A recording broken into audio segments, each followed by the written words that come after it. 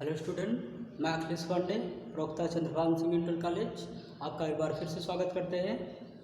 आइए आज हम पढ़ेंगे। इसके पहले वाले वीडियो में हम लोगों ने कुछ टॉपिक्स पर चर्चा किया था। सेट किसे कहते हैं ये सब हम लोग पढ़ चुके हैं। उसके बाद जो अब हमें एक्सरसाइज स्टार्ट करना था, तो आज एक्सरसाइज स्टार्ट करते हैं और देखते हैं कि कुछ क्वेश्चन जो है आखिर एक्सरसाइज में कैसे कैसे हैं। तो सबसे पहले हमें क्वेश्चन नंबर 1 अगर देखें तो हमें वहाँ पे बताना कि कौन कौन से समुच्चय हैं। मतलब उसमें जो दिया हुआ है बुक में, उसमें लिखा हुआ है कि निम्नलिखित में कौन से समुच्चय हैं, अपने उत्तर का औचित्य बताइए। अपने उत्तर का औचित्य बताइए। हमने यहाँ पर कुछ लिखा हुआ है, वैसे तो हमें सिर्फ आंसर देना चाहिए था, लेकिन हम सोच रहे थे अभी बुक हो या ना हो। और एक चीज़ याद रखिए, बुक कहीं ना कहीं से व्यवस्था कर लीजिए जिससे आसान रहे, क्योंकि लिखना बहुत पड़ेगा, बहुत मुश्किल है। इसके लिए बुक आप लोग अवेलेबल कर लीजिए। आप नेट पर पढ़ रहे हैं तो जाहिर सी बात है नेट पर जो है आप बुक भी डाउनलोड कर सकते हैं। अगर आप बुक को डाउनलोड कर लिए और आप क्वेश्चन देखते रहोगे तो बहुत अच्छा रहेगा, बहुत सुविधाजनक रहेगा। अगर आप वीडियो देख रहे हो तो समझ रहे हो आप हमारी बात को, आप जो है क्या करोगे, आप PDF नोट कर लोगे और चाहोगे तो क्वेश्चन नोट कर सकते हो कॉपी में। तब पढ़ने के लिए सामने बैठोगे तब ज़्यादा अच्छा रहेगा और क्लियरिटी रहेगा, आसानी से समझ भी जाओगे। तो उसमें लिखा हुआ है जे अक्षर से प्रारंभ होने वाले वर्ष के महीनों का संग्रह। वास्तव में हमें बताना समुच्चय है कि नहीं है, मतलब समुच्चय बनाया जा सकता है कि नहीं, और औचित्य यानी कि कारण देना हमें। तो वास्तव में हमें ये बताओ, जे अक्षर से प्रारंभ होने वाले वर्ष के महीनों का संग्रह की बात किया जा रहा है। तो वास्तव में एक वर्ष में 12 ही महीने होते हैं और हम संग्रह कर सकते हैं, 12 महीनों का संग्रह भी कर सकते हैं। लेकिन इसने किसका संग्रह करने के लिए कहा है? जे। तो वास्तव में सबसे पहले लिखेंगे कि यह समुच्चय है, यह एक समुच्चय है। लिखेंगे कि यह एक समुच्चय है, समुच्चय है। कौन यह समुच्चय है? मतलब ये जो कह रहा है जे अक्षर से प्रारंभ होने वाले वर्ष के महीनों का संग्रह एक समुच्चय है कि नहीं है, तो हम कहेंगे एक समुच्चय है। और अगर लिखना हो तो समुच्चय कुछ मान कर लिख सकते हैं, जैसे समुच्चय का नाम दे रहे हैं ए, तो समुच्चय ए बराबर क्या बनेगा? समुच्चय जे से प्रारंभ होने वाले वर्ष के महीनों का संग्रह, यानी कि हम लोग जानते हैं जनवरी, फरवरी, मार्च, अप्रैल, मई, जून, जुलाई, अगस्त, सितंबर, अक्टूबर, नवंबर, दिसंबर, यानी कि 3 ही मिल रहा है शायद। एक कौन सा? जनवरी, जनवरी, फरवरी नहीं, मार्च, अप्रैल, मई, जून, फिर जुलाई, अगस्त, सितंबर, अक्टूबर, नवंबर, दिसंबर, जनवरी, यानी कि अब नहीं है। तो हम लोगों ने वास्तव में बना लिया क्या? एक सेट बना लिया, तैयार कर लिया सेट। और हमने रीजन दिया क्या? कि यह एक समुच्चय है, यह एक समुच्चय है, और हमने समुच्चय लिख दिया। नेक्स्ट सेकंड नंबर, भारत के 10 सबसे प्रतिभाशाली लेखक। अब ये बताओ, क्या बता सकते हो भारत के कौन सा लेखक सबसे अच्छा है, कौन सा सबसे अधिक प्रतिभाशाली है? अरे सभी लेखक प्रतिभाशाली होते हैं, हम किसको लिखें और किसको छोड़ें अच्छी बात नहीं होता है। हम किसी को छोड़ नहीं सकते। हो सकता हमारे नज़रिए से ये लेखक बड़ा अच्छा हो और पता चले उसे खुद ही ना पसंद करते हो तो कि अरे ये नहीं अच्छा है, वो अच्छा है, वो नहीं अच्छा है, वो अच्छा है, अरे ये नहीं अच्छा, वो अच्छा, झगड़ लो उसी में। इसका मतलब ये है कि भारत के 10 प्रतिभाशाली, सबसे प्रतिभाशाली जो शब्द लिखा हुआ है, सबसे प्रतिभाशाली, यह नॉट डिफाइंड है, ये डिफाइंड नहीं है, ये डिफाइंड नहीं है। तो वास्तव में जैसे एक शब्द आया था वेल डिफाइंड, तो यह वेल डिफाइंड नहीं है, यानी कि इस समुच्चय के संग्रह को नहीं बनाया जा सकता है। क्यों? क्योंकि यह डिफाइंड, वेल डिफाइंड नहीं है, मतलब सुपरिभाषित नहीं है। ये लिखना, इसका संग्रह नहीं बनाया जा सकता है क्योंकि यह वेल डिफाइंड नहीं है। बस इतनी सी बात है। फिर नंबर 3, विश्व के सर्वश्रेष्ठ 11 बल्लेबाजों का संग्रह। अब पता चलेगा विराट कोहली, ये वो, तो सर्वश्रेष्ठ कौन है? अरे आज सर्वश्रेष्ठ हैं, कल कौन रहेगा क्या पता है? यहाँ पर कुछ पता है? अगर ये बुक 10 साल बाद पढ़ा जाएगा तो किसी का नाम लिखो, उसका अता पता ही नहीं रहेगा, तो सर्वश्रेष्ठ कहाँ से रहेगा? इसका मतलब ये है सर्वश्रेष्ठ शब्द यहाँ पर डिफाइंड नहीं है, परिभाषित नहीं है, मतलब सुपरिभाषित, मतलब वेल डिफाइंड नहीं है। तो हम कहेंगे यहाँ पर सर्वश्रेष्ठ बल्लेबाजों का संग्रह नहीं किया जा सकता क्योंकि यह समुच्चय डिफाइंड नहीं हो सकता, वेल डिफाइंड शब्द नहीं है यहाँ सर्वश्रेष्ठ।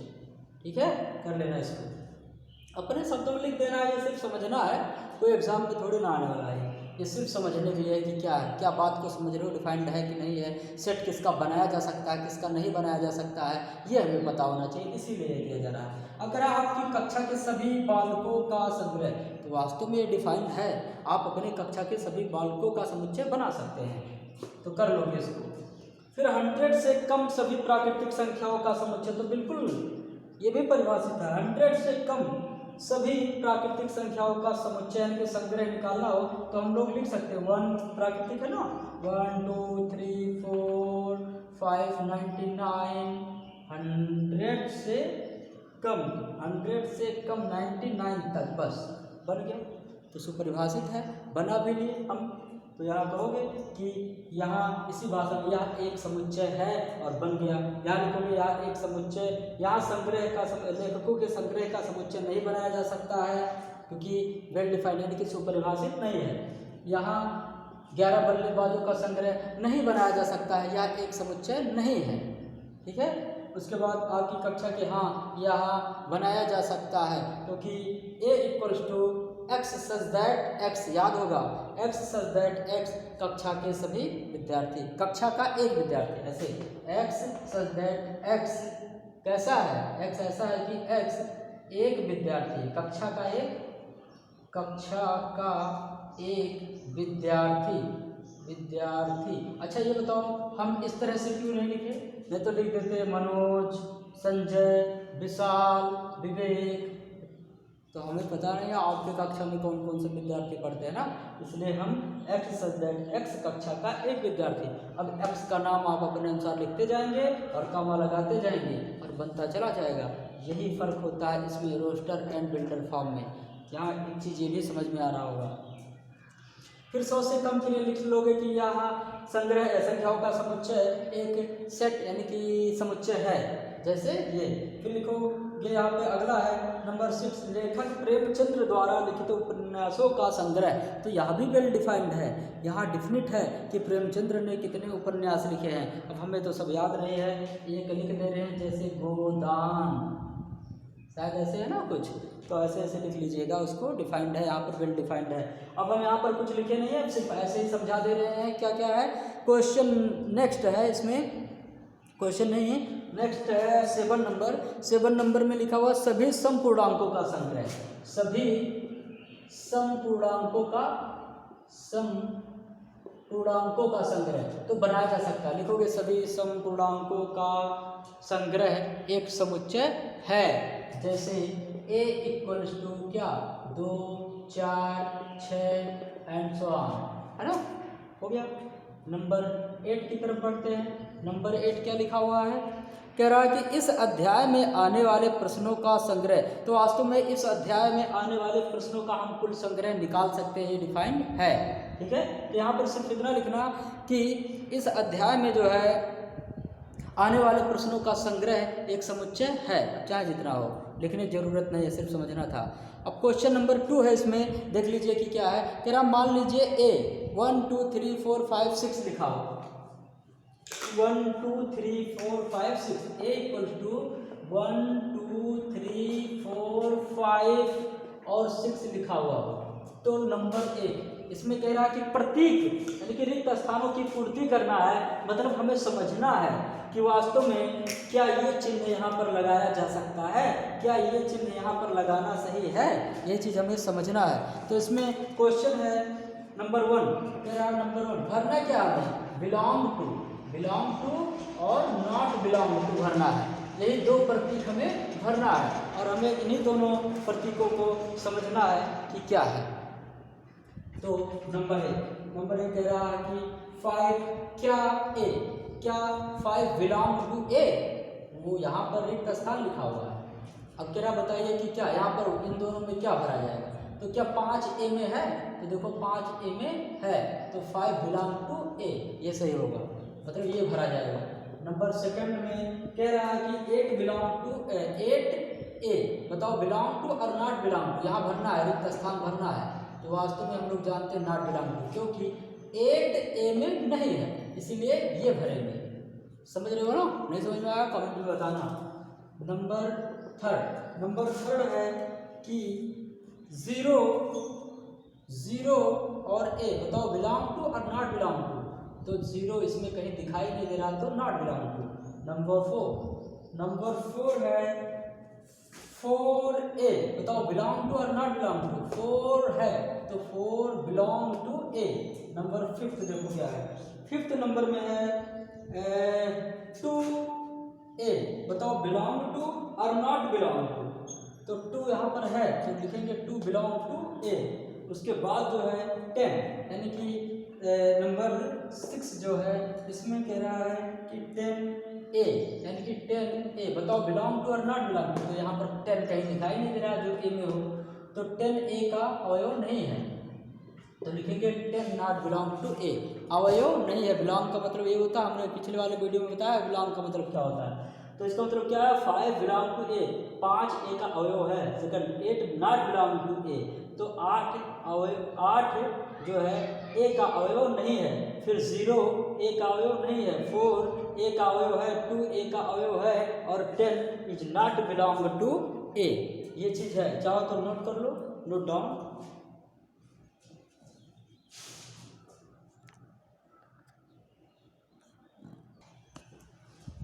तो आइए आगे बढ़ते हैं, देखते हैं क्वेश्चन नंबर 3 क्या है।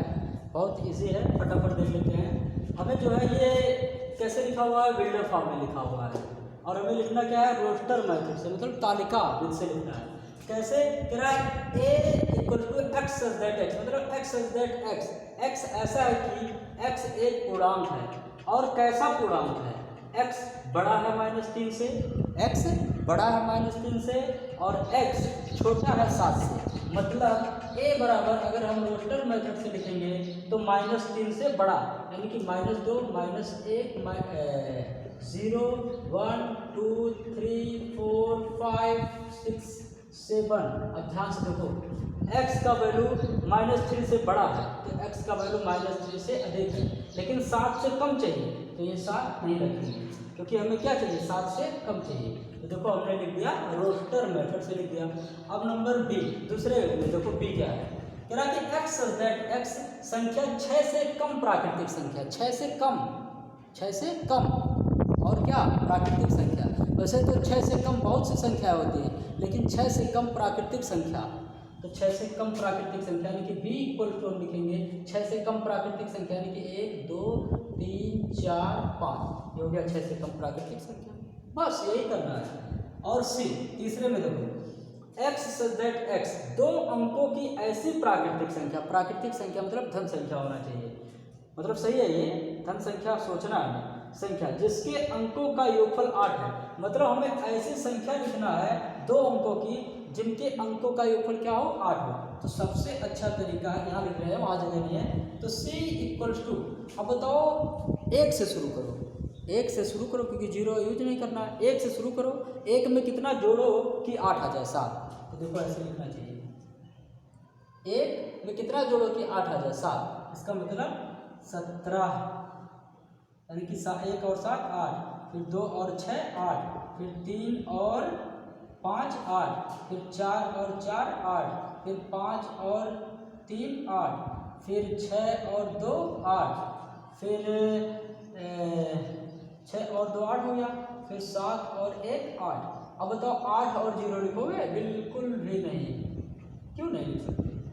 2 अंकों की ऐसी प्राकृतिक संख्या जिसके अंकों का योगफल 8 है। अगर 2 अंक वास्तव में प्राकृतिक संख्या ये भी तो है, 8 0, यानी कि 8 में 0 जोड़ेंगे तो 80 आ जाएगा, तो ये भी तो प्राकृतिक संख्या है। लेकिन इसने कहा नहीं है, कह रहा है 2 अंकों की ऐसी प्राकृतिक संख्या, मतलब 2 अंकों की कैसी संख्या लेना, प्राकृतिक। ये प्राकृतिक है, ये प्राकृतिक नहीं है, इसका मतलब 80 शामिल नहीं होगा, इसलिए हम वहाँ पर 0 और 8 नहीं लिखे थे। नहीं तो 0 और 8 भी लिख देते और लास्ट में 80 भी लिख देते, लेकिन वास्तव में 0 प्राकृतिक संख्या नहीं है और 8 प्राकृतिक संख्या है। तो 08 नहीं ले सकते, क्यों? क्योंकि ये प्राकृतिक संख्या नहीं है। और हमें लिखना क्या है, 2 अंकों की ऐसी प्राकृतिक संख्या लेना है, यानी कि 2 अंकों की प्राकृतिक संख्या लेनी है, मतलब दोनों अंक प्राकृतिक संख्या हो। तो डन है। नंबर 4 डी कह रहा कि x such that x एक अभाज्य संख्या जो 60 का भाजक है। याद है हमने 10th में पढ़ा था, किसी भी संख्या का गुणनफल, किसी भी संख्या का जब हम गुणनखंड करते हैं तो हमें अभाज्य संख्या प्राप्त होती है। तो 60 की बात कर लेते हैं, तो ये सामने लिख रहे हैं d इक्वल टू, तो 60 2 से कटेगा, तो देखो 2 दूना 4 है ना, 2 दूना 4 और दूना 4 चौक 16, नहीं तो ऐसे कर लेते हैं, गुणनखंड कर लेते हैं 60 का। 60 इक्वल टू 2 गुणे 2 ये हो जाएगा, 2 दूना 4 3 12 5 60, ये गुणनखंड हो गया। अब बताओ गुणनखंड में क्या क्या मिला, 2 मिला 3 और 5। तो वास्तव में क्या ये लिखोगे कि d इक्वल्स टू 2 2 3 5, ध्यान से सुनो, 2 दूना 4 3 12 5 60, गुणनखंड इतने ही तो मिले। अब गुणनखंड इतना मिला तो 2 बार लिखा हुआ है, और हम लोग जानते हैं तरीका गलत होता है, और तरीका सही क्या है, d इक्वल्स टू 2 3 5, सिर्फ इतना लिखा जाएगा। कह रहा कि एक अभाज्य संख्या है, देखो अभाज्य संख्या लिखा हुआ वहाँ पे 2 5 2 3 और 5, तो यही अभाज्य गुणनखंड से बने सेट होंगे। अब कह रहा है ई हमें ऐसा समुच्चय बनाना है जो ट्रिग्नोमेट्री से, मेट्री से है, मेट्री नहीं लिखा, मेट्री से, तो ट्रिग्नोमेट्री से बना हो। तो जाहिर सी बात है अक्षरों को बारी बारी से लिख लो, यानी कि डी लिखो, आर लिखो, आई लिखो, जी लिखो, ओ लिखो, एन लिखे तो नहीं हो, एन लिखो, फिर ओ लिखोगे, बिल्कुल नहीं, जो एक बार लिख लो दोबारा ना लिखो, फिर एम लिखो, फिर ई लिखो, ई नहीं लिखा गया ना, तो ई लिखो, फिर टी लिखो, टी लिखा गया नहीं लिख सकते, ये 2 बार टी लिखा गया क्या, टी आर, ये आई है याद रखना, ई लिखे, फिर टी नहीं लिखे, आर यूज कर चुके हैं, वाई नहीं लिखे, वाई। तो इन्हीं अक्षरों को, इसी अक्षर में, शब्द में से हम उनको निकालेंगे, अक्षरों को लिख लेंगे बारी बारी से कि कैसे कैसे हैं। एक अक्षर को 2 बार नहीं लिखना, बस वही सेट हो गया, सीधी बात। अब एफ, तो एफ इक्वल टू क्या बनेगा, देखो वेटर से, तो वी ई और टी ई आर, तो देखो जो 2 बार था उसको सिर्फ 1 बार लिखे और सेट में लिख दिया, क्या हो गया, समुच्चय हो गया, बस इतना सा था। ये question number 3, first video and note down.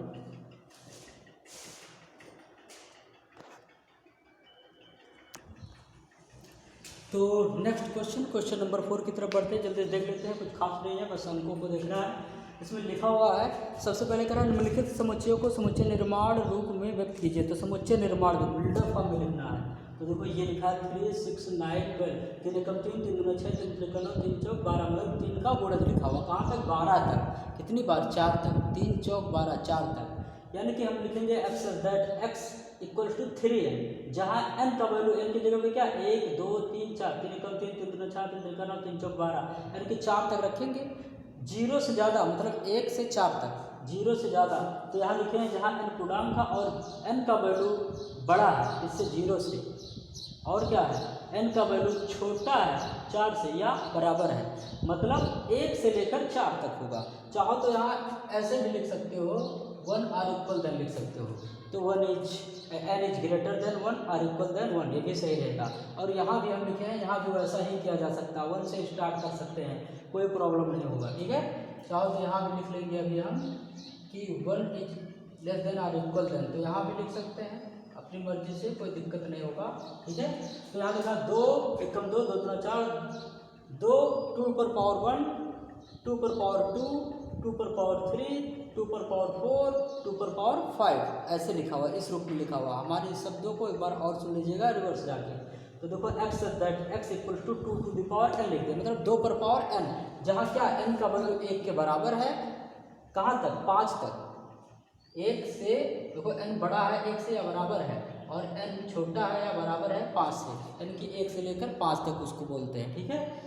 तो यहाँ 1 रखोगे तो 2 एकम 2, फिर 2 रखोगे तो 2 का स्क्वायर 4, 3 रखोगे 2 का क्यूब 8, फिर यहाँ 4 रखोगे तो 2 to the power 4 equal to 16 रखोगे, आ जाएगा।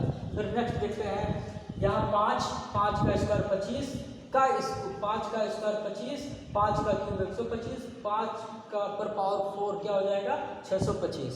तो इसीलिए लिखे हैं x equal to 5 to the power n, जहाँ n एक पूर्णांक है और n का वैल्यू क्या है 1 के बराबर है या 1 से बड़ा है और 4 से छोटा है या 4 के बराबर है, यानी कि 1 2 3 4, इसीलिए हम लास्ट में 4 लिखे हैं। फिर ये है, ये अनंत तक है, देखो इन्फिनेटिव है, पता नहीं है कहाँ पे। 2 4 6, 2 कम 2, 2 दूना 4, 2 तिया 6, 2 चौका 8, 2 पंचे 10, 2 छक 12, मतलब 2 का गुणज, 2 का गुणज मतलब 2n। तो देखो x इक्वल टू 2n, जहाँ n पूर्णांक है और n is greater than or equal than 0। फिर उसके बाद जो है 149 200, इसको भी आप समझ जाएंगे, लिखा हुआ आप नोट कर सकते हैं। उसके बाद जो है कह रहा है निम्नलिखित समुच्चयों को, नंबर 5 क्वेश्चन में कह रहा है ये कि निम्नलिखित समुच्चयों के सभी अवयव सदस्यों को सूचीबद्ध कीजिए। तो पांचवा ये हम ऐसे समझा दे रहे हैं। पांचवे का पहला लिखा हुआ है x इक्वल टू लिखा x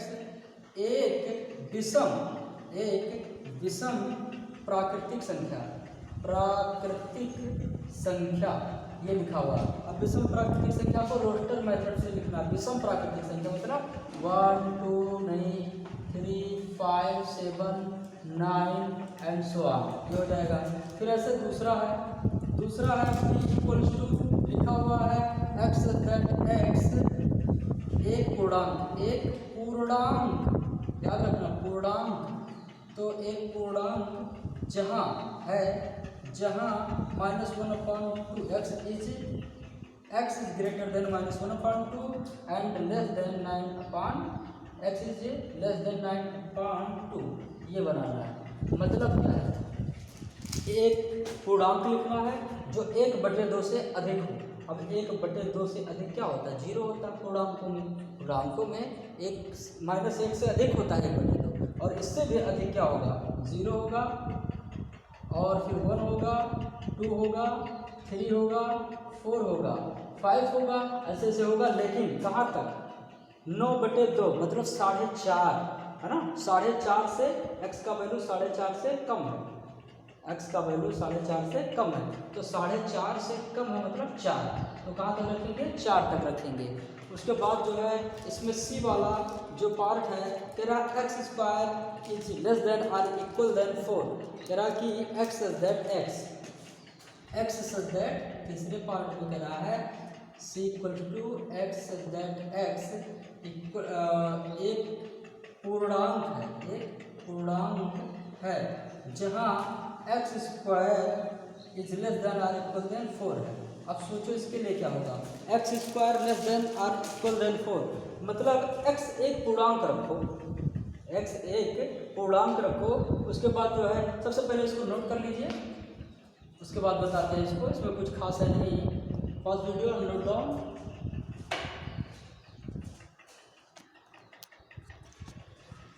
तो क्वेश्चन नंबर 5 का थर्ड ये लिखा हुआ x दैट x एक पूर्णांक है और जहाँ पर क्या है x² इज लेस देन और इक्वल देन 4 है, मतलब x² का वैल्यू क्या है 4 से कम है या 4 के बराबर है, हमें ये सोचना है। तो वास्तव में x² का वैल्यू 4 से कम है या 4 के बराबर है, ये सोचना है। तो या तो x इज लेस देन और इक्वल देन √4 लिख लो, और वास्तव में यहाँ से -2 और -1 मिलता है। अगर 1 रखोगे तो इससे कम होगा, यही समझो कि हम क्या कर सकते हैं c इक्वल टू चलो 0 रख दो, 0 तो 0 रख दिए जब हम, तो ये वास्तव में 0 हो गया लेस देन और इक्वल देन 4। तो क्या 0 लेस देन 4 है, तो सही है, ये एक अवयव ये हो गया। अब चलो इसके जगह पर यहाँ पे क्या रखे 0 रखे, जब तो 0 का स्क्वायर हो गया तो 0 इज लेस देन और इक्वल देन 4 हो गया। अब क्या रखेंगे, यहाँ रख देते हैं 1।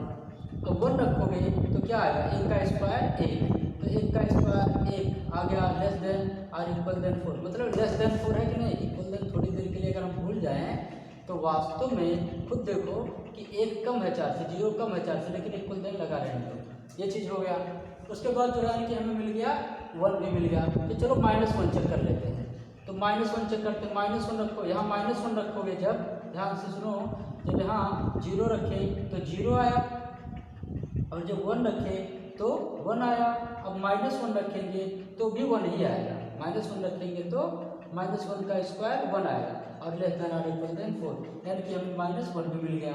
अब रखो 2 रखो, तो 2 रखोगे तो 2 का स्क्वायर हो जाएगा 4 इज लेस देन और इक्वल देन 4, तो लेस देन नहीं है तो इक्वल देन तो है 4, यानी कि हमें मिल जाएगा 2 रखने पर। जब हम 2 रखेंगे तो हमें क्या मिला 4, तो यहाँ पर 4 आया, तो 2 रख लिए तो यहाँ पर आएगा 2 भी मिल जाएगा। अब -2 रखो, जब यहाँ -2 रखोगे तो -2 का स्क्वायर क्या हो जाएगा 4 होगा, और ये लेस देन और इक्वल देन 4, सही है। तो हम यहाँ पर -2 भी रख सकते हैं, यानी कि ये जो समुच्चय मिल गया हमें वो इसके लिए ही सही है। तो 5 का नंबर 4 देखते हैं क्या है। 5 का नंबर 4 है x such that x loyal, LOYAL शब्द का एक अक्षर, तो LOYAL को हम लिख देंगे और वही हो जाएगा, इसको कर लोगे। यानी कि क्या बनेगा इसके लिए, D के लिए जो बनेगा डायरेक्टली लिख दे रहे हैं, D equals to loyal, LOYAL को कॉमा करके लिख दो, और याद है एक अक्षर को रिपीट नहीं करना है बस। उसके बाद जो है हम E लिखेंगे, यानी कि 5वें का 5 नंबर E, 5वें का 5 नंबर E जो है, और ये कह रहा है कि x सच दैट x वर्ष का एक ऐसा महीना जिसमें 31 दिन नहीं होते हैं, तो हमें उसमें इसी को लिखना है। यानी कि हम देखेंगे कि कौन सा महीना 31 दिन का नहीं होता है, उसी को इसमें लिख देंगे और हमें समुच्चय मिल जाएगा, कर लोगे। उसके बाद जो है कह रहा है कि x सच दैट x अंग्रेजी वर्णमाला का एक व्यंजन है f, यानी कि 6वां जो है, 5वें का 6वां जो है वो है f इक्वल टू, हमें क्या लिखना है जान लो कि k से पहले जो आता है उन व्यंजनों को लिखना है, स्वर को छोड़कर व्यंजनों को लिखना है। जैसे A B C D E F G H I J, के से क्या पहले तो जे तक आता है, और जे तक में जितने भी स्वर हैं उनको निकाल दो, वही अंग्रेजी वर्णमाला के व्यंजन हो जाएंगे जो के से पहले आते हैं। अब क्वेश्चन नंबर 6 में सिर्फ मिलान करना है। अब इतना पढ़ने के बाद ये सब समझ जाओगे सब लोग। अब हम लोग नेक्स्ट पढ़ेंगे रिक्त समुच्चय, इसमें आ गया परिमित समुच्चय, अपरिमित समुच्चय, यानी कि हम नेक्स्ट डे लेंगे, और नेक्स्ट डे में हम लोग पढ़ेंगे टाइप ऑफ सेट, समुच्चयों के प्रकार, जो बहुत इम्पोर्टेंट है। तो मिलते हैं नेक्स्ट टाइम, थैंक यू।